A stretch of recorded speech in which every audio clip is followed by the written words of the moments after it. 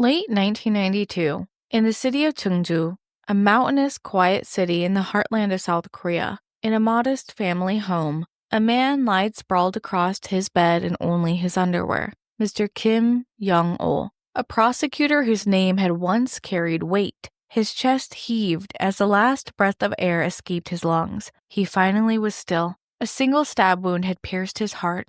Blood pooled beneath him. His ankles were bound tight with duct tape, and the room around him was a chaos of overturned drawers and scattered belongings. At first glance, it's a robbery gone wrong. An altercation over stolen belongings leading to a fatal stabbing. But the truth would be much worse than that. This wasn't a crime committed by a stranger. Standing over him was someone believed to love him. Just earlier that night, Kim Bo-eun, his stepdaughter, stood beside him as her boyfriend plunged a knife into his heart, ending a nightmare that had festered since she was 9, a nightmare of relentless abuse that turned her home into a prison. How could she kill her stepfather in cold blood? Was it revenge, survival, or an amalgamation of the two? This is a story that just doesn't sit easy. A victim turned killer. Welcome to Korean True Crime with me, your host, Mimi Mizuko. This podcast is made possible by my amazing patrons.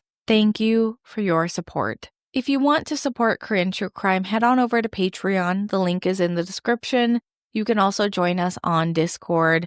Details are below. Warning, today's episode contains discussions about sexual abuse involving children. Listener discretion is advised.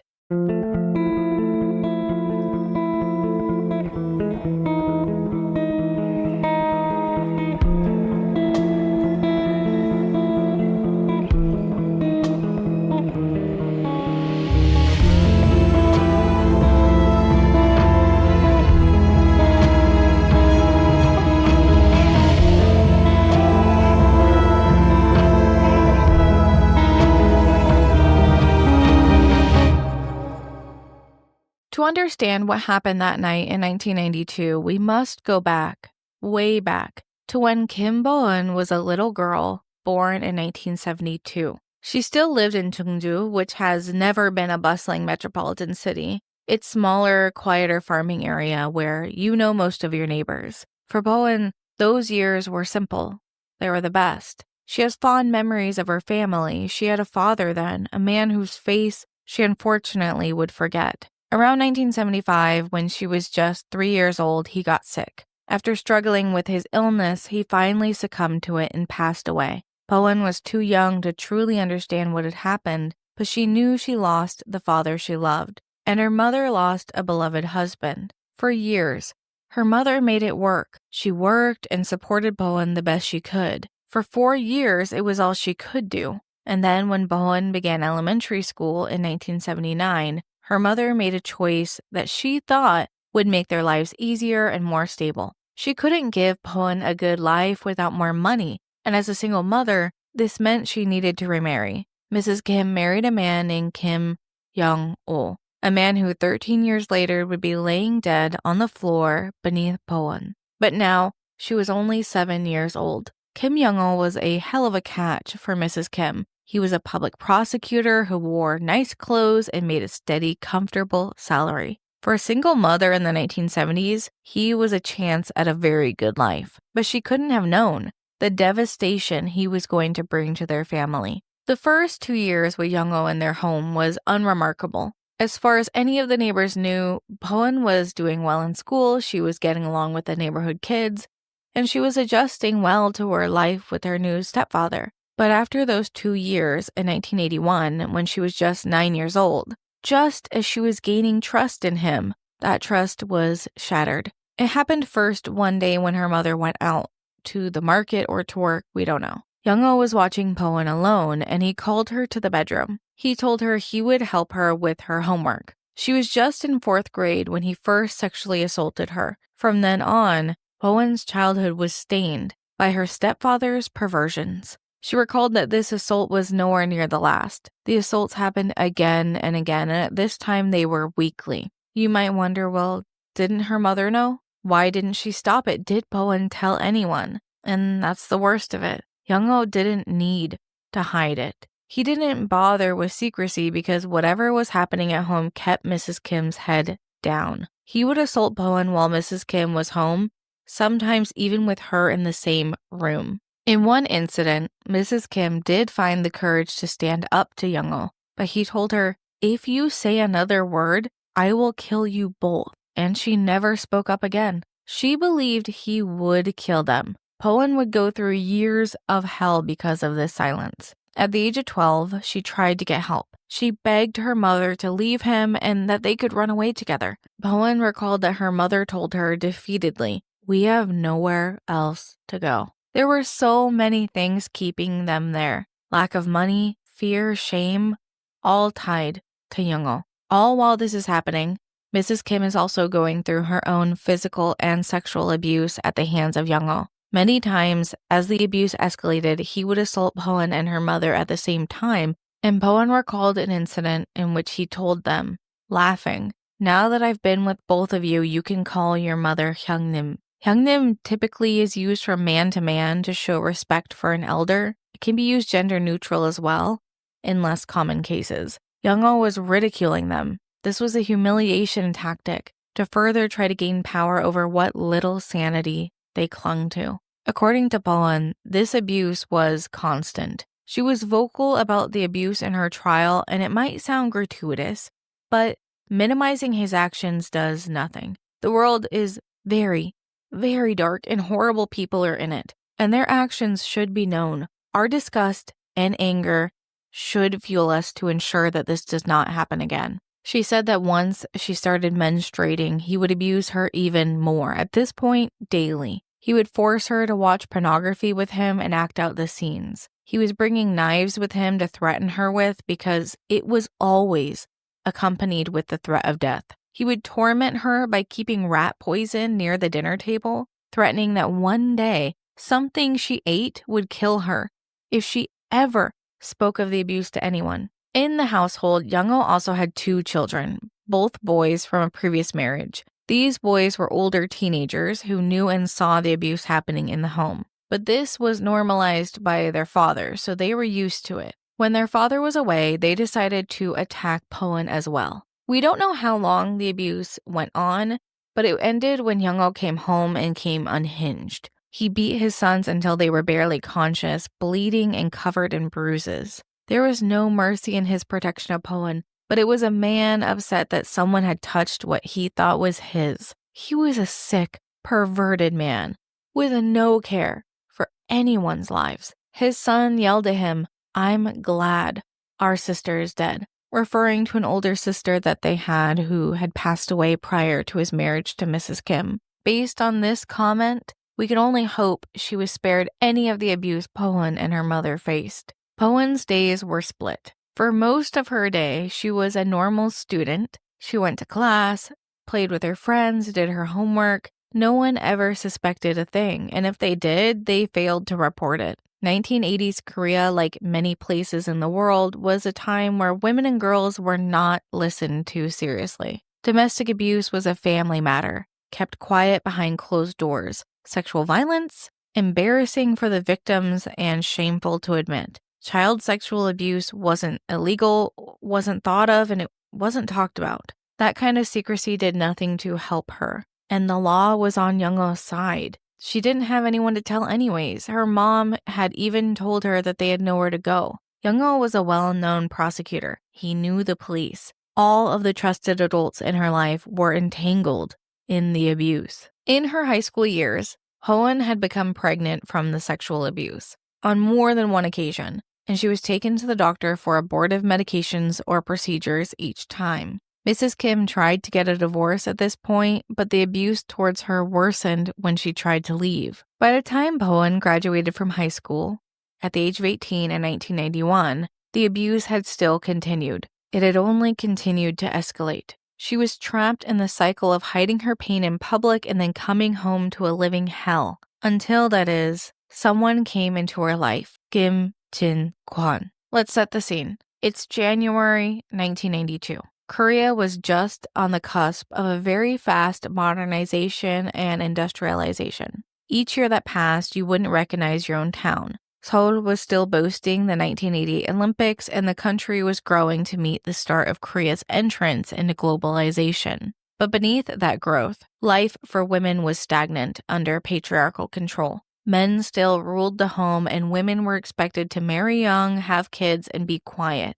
For girls Bo-eun's age, the plan for their lives was simple. Finish school, maybe work a little until you find a husband, and settle down. Options for work were narrow, the typical. Nursing, teaching, clerical jobs if you were skilled. And college was becoming more popular for women, but very few made it there. And even then, it often was interrupted by marriage and kids. For girls who suffered abuse, like Bo-eun, this life plan was out of reach. Domestic violence wasn't a crime, and the police didn't care. In places like Chungju, a small rural city, the silence was even thicker on taboo topics. Neighbors minded their own business. And in 1992, Bo-eun had spent 10 years being abused by Young-oh. After high school, Bo-eun was accepted into a dance program at a nearby university. She was finally able to gain some more freedom from Young-oh and spent more time out of the home. But the freedom came with conditions.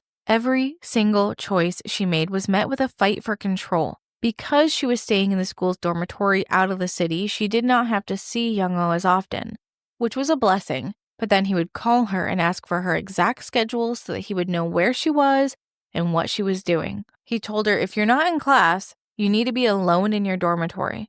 And he would check that she was alone by calling her. On the weekends, she was told to return back to Chungju, where the abuse would continue. Bo-eun continued to stay silent about the abuse. According to Psychology Today, victims often fear retaliation from their abuser, especially when the perpetrator holds a position of power, like a stepfather or a prosecuting attorney. There's an instilled fear of punishment, abandonment, and escalation of the abuse if she were to seek help, even when she wasn't even in the same town. Keep in mind, her mother was still at home. Child victims also experience intense feelings of shame and guilt. From the age of 9, Bo-eun likely internalized the abuse as her own fault. This was reinforced by Young-oh's grooming and emotional abuse to shift responsibility onto her. This self-blame can worsen over time, making disclosure feel like an admission of failure. Father figures who abuse often manipulate their victims into silence through emotional coercion, and by normalizing their behavior. Over those 10 years, there's a dynamic of this just is how things are that can make a victim feel like there isn't a possibility for a better life. By the time she was 19, this manipulation might have distorted her ability to see disclosure as an option, especially since her stepfather had threatened both her and her mother's lives. Bo-eun was only a child when this abuse began at the age of 9. She lacked the cognitive and emotional tools to fully process or even articulate what was happening. Children often can't comprehend that what is happening to them is wrong, especially if it's treated as normal by the adults around them. As she grew older, the silence became a survival mechanism to protect her and her mother. By 19, anxiety, PTSD, disassociation, and depression all could have made it nearly impossible for her to even consider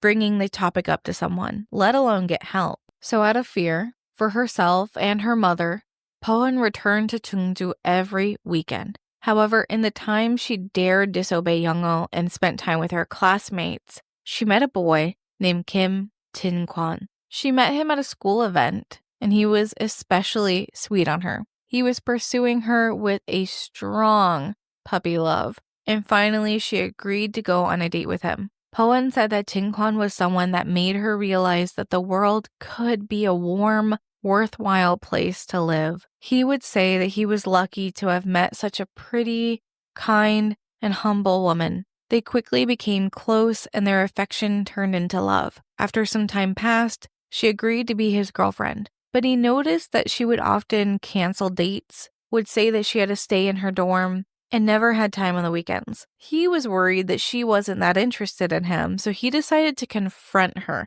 about this distance that she kept between them. Bo-eun really liked Jin-kwon, and she felt like he was someone safe to talk to. So when he confronted her, all of those feelings she'd held inside for 10 years came pouring out. She revealed everything that had been happening to her. At first, she told him, "I'm sorry. There's something I've hidden from you. I'm a dirty woman. I'm not suitable for you." He was really shocked to hear this. He couldn't have even imagined the horrors that she would reveal as she continued. But to her surprise, Jin-kwon did not get upset or disgusted. Instead, he made a promise. He promised he would never leave her or break up with her, no matter what happened. She felt guilty, and with so many years of internalized guilt and shame, she actually begged Jin-kwon to break up with her. But he insisted that the past is the past, and he held her all night long. The biggest problem was that the past wasn't in the past. It was still happening to her. At first, Jin-kwon felt torn. He had this thought that maybe I should just run away, go start my mandatory military service. Taking on someone else's troubles is not an easy task, and I sympathize with him for not wanting to take on that risk. But he showed his true colors by staying with her. Jin-kwon told Bo-eun that he would accompany her next weekend to go to Yongo and plead with him to stop the abuse, let her go, and acknowledge their relationship. The couple made up their minds and went to go see Yongo and begged him, but he threatened them by saying, 내 눈에 흙이 들어가기 전에는 안 된다. An idiom which equates in meaning to over my dead body. Young-woo at this point wasn't just a prosecutor. He was head of the General Affairs Division of the Chungju District Prosecutor's Office. He was very well known by the police, politicians, and judges, and people said they liked him. Jin-kwon wasn't swayed by his power and authority, however, and suggested they report this to the police. But Bo-eun knew that because Young-woo was a senior prosecutor, nothing would come of it. When her mother tried to report him when she was just a child, the police arrived, saw Young-woo, and turned right around. They didn't even try to question him. Jin-kwon and Bo-eun continued to discuss what had happened to her over the course of the next few weeks, and in early January 1992, they came to one conclusion. There was only one way for Bo-eun to escape Young-woo. He needed to die. The planning began to take shape. On January 16, 1992, Jin-kwon traveled to Seoul to Changsheng-dong Market.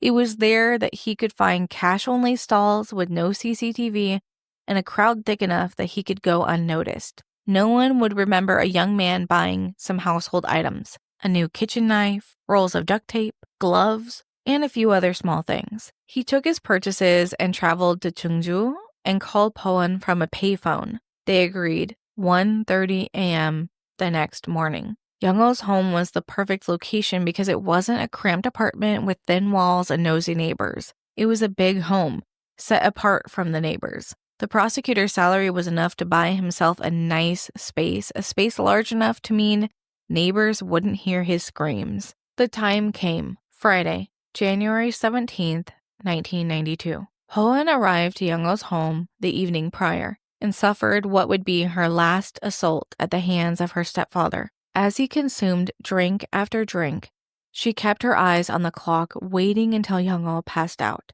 When 1:30 a.m. arrived, she snuck out of the bedroom and let Jin-kwon in, who was waiting at the door ready for what was to come. He was wearing gloves, dark clothes, and handed the duct tape to Bo-eun. He kept the knife by his side and came into the bedroom. Jin-kwon was a very athletic person and had excelled in sports. He was much stronger than the intoxicated sleeping old man. First, he stepped up on the bed and moved Young-woo's arms to his sides. Jin-kwon kneeled down on his chest, placing his knees on Young-woo's arms, ensuring that he couldn't fight back if he woke up. He placed a hand over Young-woo's mouth and struck him in the head. He admits that he whispered one final message to Young-woo: "Stop hurting Bo-eun and let her go." This wasn't a plea, it was a threat. Young-woo was barely awake, but he tried screaming obscenities, and when he heard this, Jin-kwon grabbed the knife and drove it into the left side of his chest, puncturing his heart, killing him instantly. Blood started to pool on the blanket. After it was done, Bo-eun came in and the second part of the plan began. She got on the bed, and Jin-kwon grabbed the duct tape. He first taped Young-woo's ankles and legs together, then Bo-eun's. He grabbed the knife and cut Bo-eun's bra straps and then started to rip the drawers out of the dresser and bedside tables. He tore through the house, as a robber would, stealing anything of value he could hold. Then he fled the scene to go bury the valuables somewhere far away. Bo-eun then knew what she needed to do. This was her time to shine. She ripped the duct tape off rough enough to leave marks and began to run next door. She pounded on the door, screaming and sobbing, begging them to call the police. She cried and told the neighbors a robber had murdered her stepfather and ran away. She waited in their house as the police arrived and found the man they knew dead in his bedroom. It appeared to be a textbook robbery gone wrong, maybe an ex-convict seeking revenge on the ruthless prosecutor. The police came in and began photographing the scene and quickly found the knife discarded on the floor. But one officer, an officer who knew Young-oh, was suspicious. Something was off. Why was Bo-eun sleeping in Young-oh's room when he was just in his underwear and she was in her underwear as well? She hadn't mentioned the robber undressing her. She was 19, nearly 20. If she was a young child, sure. Sharing a bed with your parents is fine. But she was much too old to be sleeping in the same room. It was strange, and it was a detail Bo-eun overlooked. He turned his attention to Bo-eun, and as they arrived at the police station, she was jittery, sweaty, nervous. He decided to test her. He walked into the interview room and said, "I just saw your stepfather. He survived?" Her reaction was not held back. Instant, raw fear came over her. She began to sob uncontrollably. The officer knew immediately she was somehow involved in the death of Young-oh. She wasn't mourning him. She wasn't surprised or happy he was alive. She was terrified that he wasn't dead. Her carefully laid plans had unraveled so quickly. Bo-eun couldn't hold it together and she crumbled. They tracked down Jin-kwon, and because of his deliberate planning of the crime, there was ample evidence that this was premeditated. Bo-eun confessed to everything. She told the police about the abuse, the anger she felt, the hurt she felt, and that she had asked Jin-kwon to help her kill Young-oh. Jin-kwon's parents were mortified when they heard the news of their son's arrest. They went to the director of the Sexual Violence Counseling Center for legal aid and formed a legal defense for both their son and Bo-eun. With their help, 22 lawyers volunteered to defend both of them for free. Going to trial was like walking into a den of hungry lions. They had murdered a beloved prosecutor. No one there was going to be on their side. April 4th, 1992, the couple went in before the Chungju District Court's Chungju branch. They were both being charged with the murder of Kim Young-oh. The prosecution had everything they needed to put the two away for a very long time. And 6 days prior to the murder, Bo-eun and Jin-kwon had met in a Western restaurant to plan the murder, including planning how Jin-kwon would obtain the knife, gloves, and duct tape at the market. Then, the phone call at the payphone solidified their plans for January 17th. At first, the prosecution tried to find a motive for the murder other than that of years of sexual assault, but the more Bo-eun revealed, the harder it was to paint Young-oh as the victim. No one could argue he was a victim of the murder, but not one without many faults. He wasn't a sympathetic victim by any means. The prosecution then tried to destroy Bo-eun's character. They painted her as antisocial and psychotic, and perhaps she was. I recognize my own bias that I understand why Bo-eun killed her stepfather. I don't condone it, but I understand it. The defense didn't deny that Bo-eun and Jin-kwon had murdered Young-oh.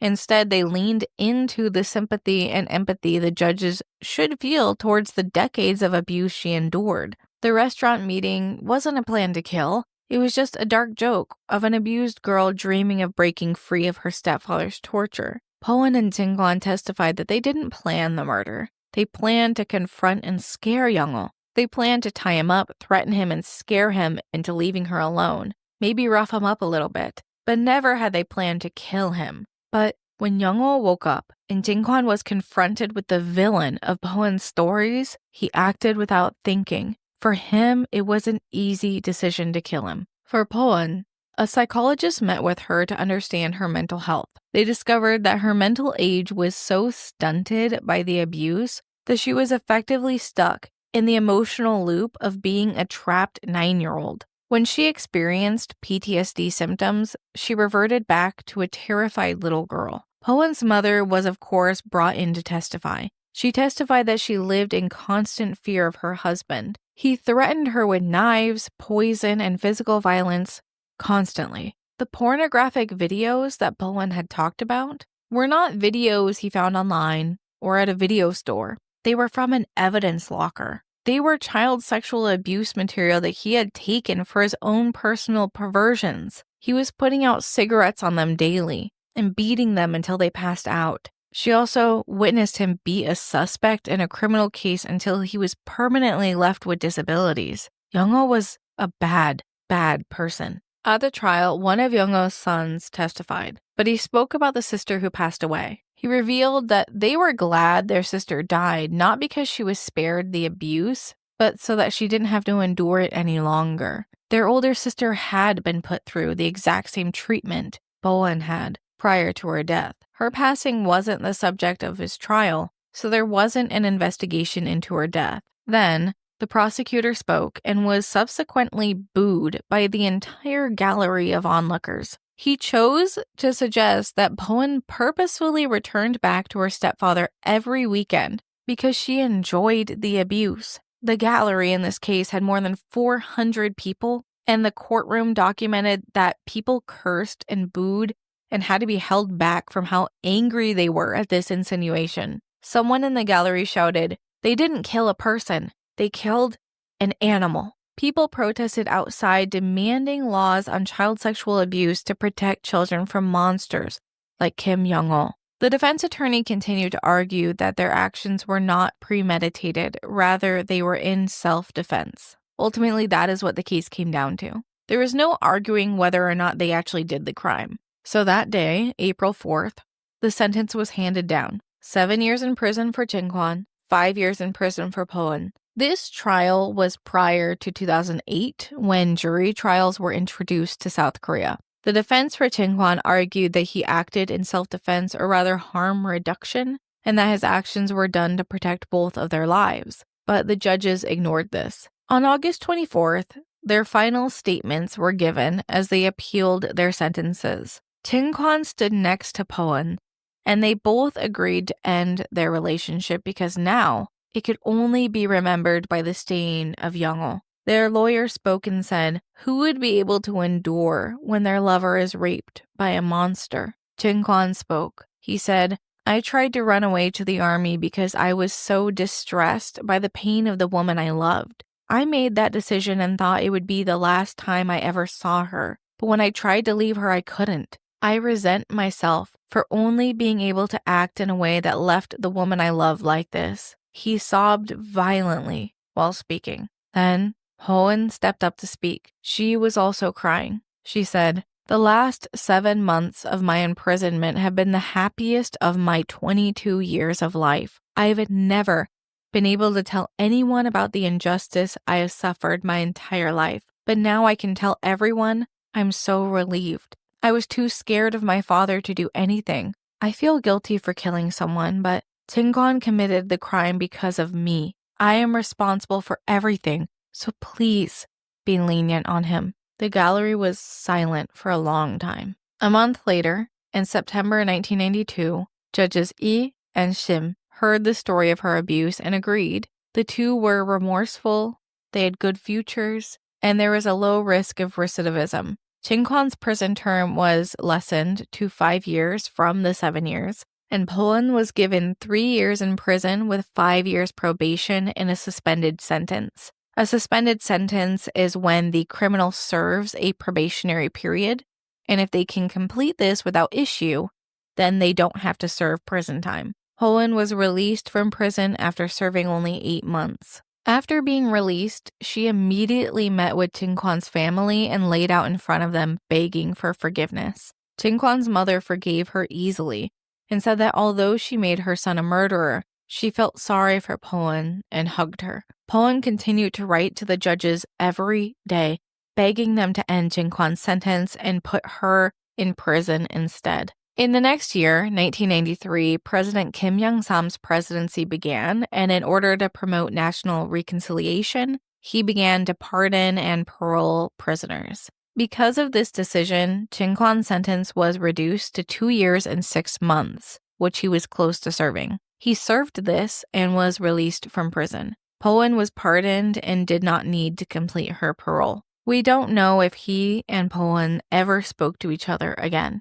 In the next year, 1994, the same team that aided in their defense continued to fight for legal protections for children. On January 5th, 1994, the Act on the Punishment of Sexual Violent Crimes and Protections of Victims was enacted and went into effect that April. This case was so monumental for that decision that this case is in textbooks teaching law students about child sexual abuse. Directors have tried to make movies about this case, but Tsinghwan has refused to allow the story to be made. It has been allowed to be used for educational purposes, however. This case is studied alongside that of another victim, who also acted in self-defense. The movie Only Because You Are a Woman was based off of this woman. The other victim was a woman who was attacked by two men on the street who attempted to sexually assault her. When the woman fought back, she bit off one of their tongues and was able to escape. She was arrested and charged with excessive self-defense, but later was found not guilty after serving some time.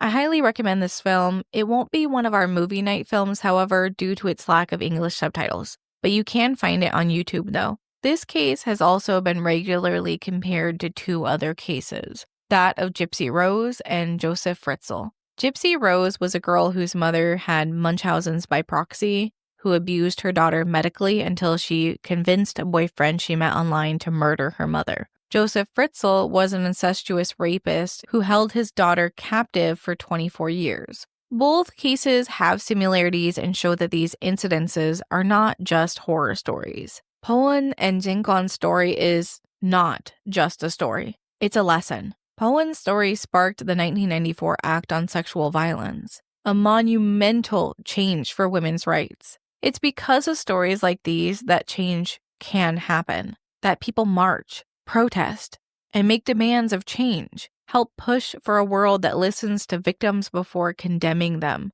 If we do not listen to victims' stories, we risk letting monsters like Youngo continue. Thank you for listening to today's episode. Join us on Discord, find sources for free on Patreon. Merch is also available now on Patreon. And please follow the show wherever you listen. Thank you to my patrons, FixMac, Lala, William White, G1 Edwards, Nico, Elijah Hancock, Anomanom, Dr. Bob, Lumos, Emma Brown, David Tafoya, Adriana, Pip, Dade512, Lisa, Veronica, Olive, Caitlin, Sharon Evans, Nicey, Breaker O'Day, Kitten Who, Asta Bach, Quilt00, Kristen, and that Lady Reach. Tao me topoyo. See you next time.